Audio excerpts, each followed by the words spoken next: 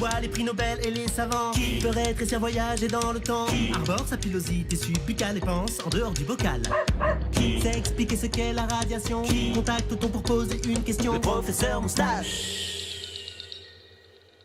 Cher prof, mon père veut qu'après mon bac+12, je bosse comme un dingue, même si je dois tomber malade et gagner une misère. Que faire? Ben, t'as qu'à devenir chercheur. Voilà un beau métier qui demande beaucoup de sacrifices pour des clopinettes. Quand je pense à tous ces scientifiques au bord du burn-out que l'humanité ignore... Dans la catégorie bosseur suicidaire, je te présente Percy Terry, un brave type qui vécut au début du XXe siècle et qui eut une idée bigrement maligne en ces temps de guerre.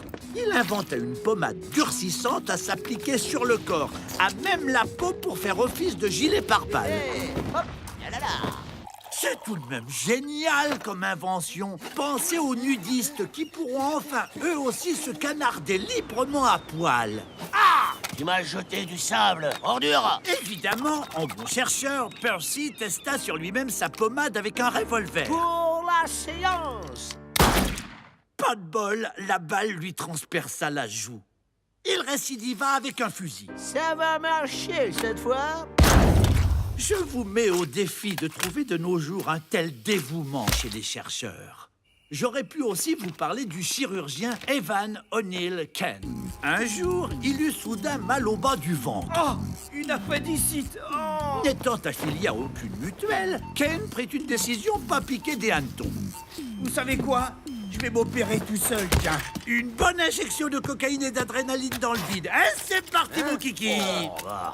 Ah, mais quel bazar là-dedans! Il est où ce fichu appendice? Au début du 19e siècle, un jeune physicien romantique allemand au bout du rouleau, Johann Wilhelm Ritter, testa la pile qu'il avait inventée sur différentes parties de son corps. Sur la langue, le nez, les globes oculaires. Et aussi, il la testa assidûment sur ses parties génitales, inventant ainsi l'électro-orgasme. De fait, il s'électrocuta avec des intensités de plus en plus fortes. Johann, nous avons un gros problème avec la facture de l'électricité. Verstehe? Ach so! Et ce, jusqu'à sa mort à 33 ans. Donc, mon petit Gattaz, votre papa, hein, dites-lui d'y aller mollo niveau zèle au travail. Et puis, plutôt que vous tuer à la tâche... Tapez tu mourras, Mohamed, sur arte.tv. Avec ça, c'est sûr, faut mourir moins bête. Mais bon, vous mourrez quand même, hein!